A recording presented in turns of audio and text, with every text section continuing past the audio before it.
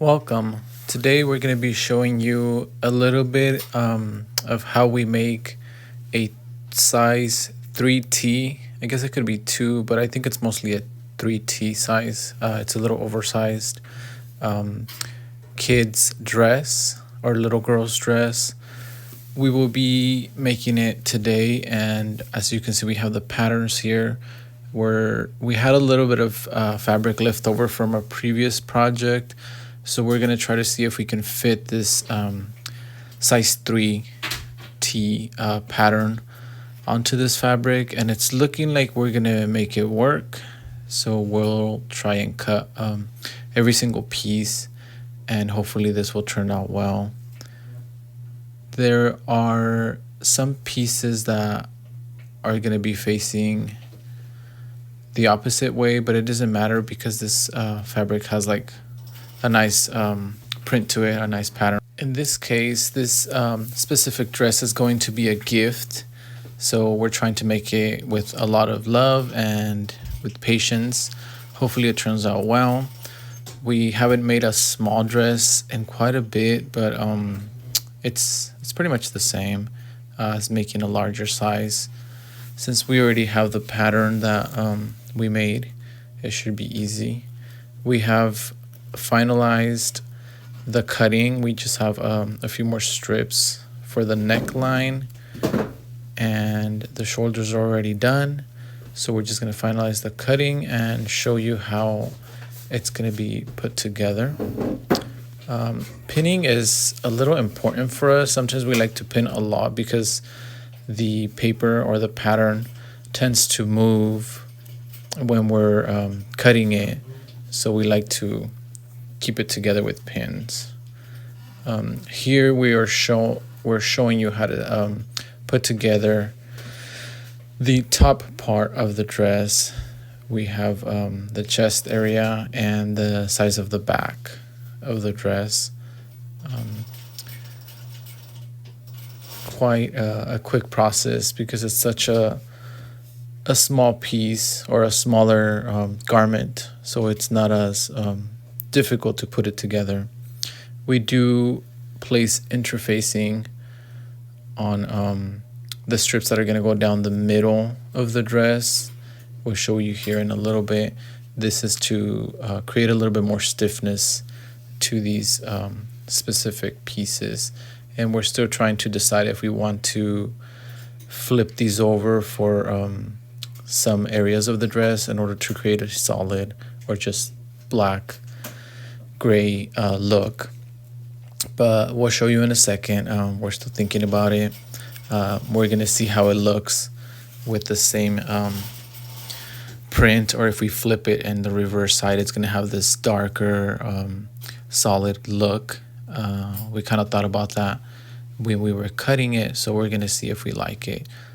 Here we already have a little section of it completed, and as you can see, the second part of the dress is getting put together with many pins in order to avoid the two pieces from sliding or moving apart and avoiding having to undo it and sew it again. So like I said, we do pin quite a bit. Buttons, we have quite a bit of buttons, and we are always undecisive of which ones to use. I don't know which ones you guys are gonna like better. I kind of liked the black ones, but we ended up opting for a kind of copper look in the end, which made the dress look a little bit more elegant and elevated. We kind of wanted it to look nice and sophisticated, but at the same time playful for a little girl. These are the options we were playing with. It was kind of a difficult decision because these buttons are like really nice. They are my favorite. I put them on all my shirts and pants that I make, or any garment that I have. I really like them. But in this case, we're going to see which one we opt for.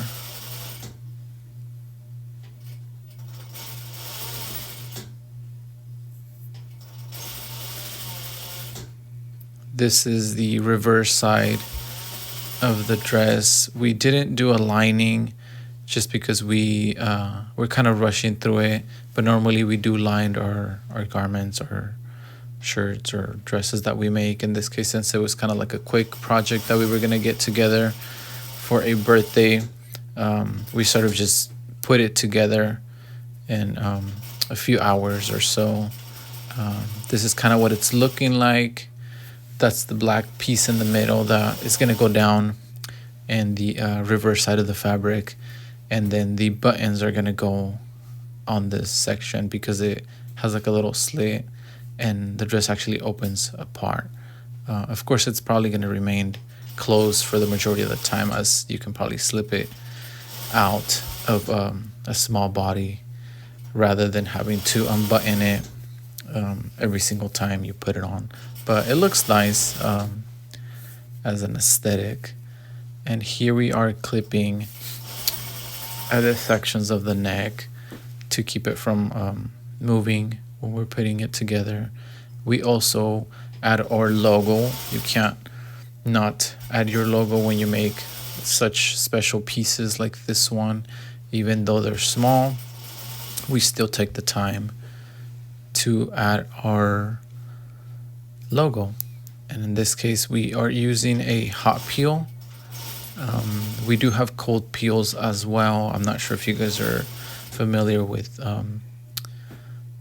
the little sticky things, but we get the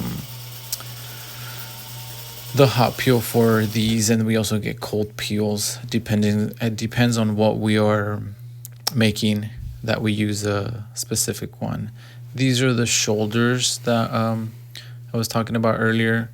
We kind of wanted to see if it would look nice if we use the reverse side and kind of make it like a darker look, just like the center little strips go down. So we're yet still to make up our mind on this. I like both options, but I kind of like the same black and white pattern better. I feel like it makes the dress look a little more put together. But the black also adds a dramatic feel to it. So we'll see what we end up doing. And either way, it's going to look nice, I expect. Here we are finalizing the shoulders or armholes and the sides to put it together. And it's almost complete. Of course, there's like little things that you have to finalize, but it's turning out good. It's turning out nice.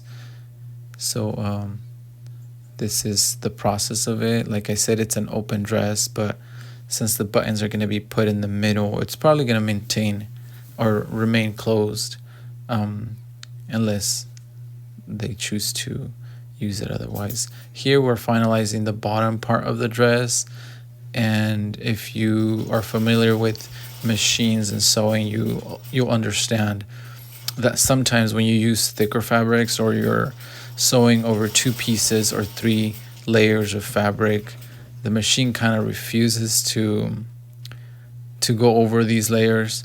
So we do have like little clips, like a little clip on plastic, made of plastic, that we slide on the back side of the foot to give it some room for all these layers of fabric to kind of speed through and go. But this happens most of the times when you're using a lot of layers of fabric, and that's totally okay because you don't want to have your machine just kind of get stuck and sew on one spot. Thanks again very much for watching our videos. We're going to start to finalize this dress.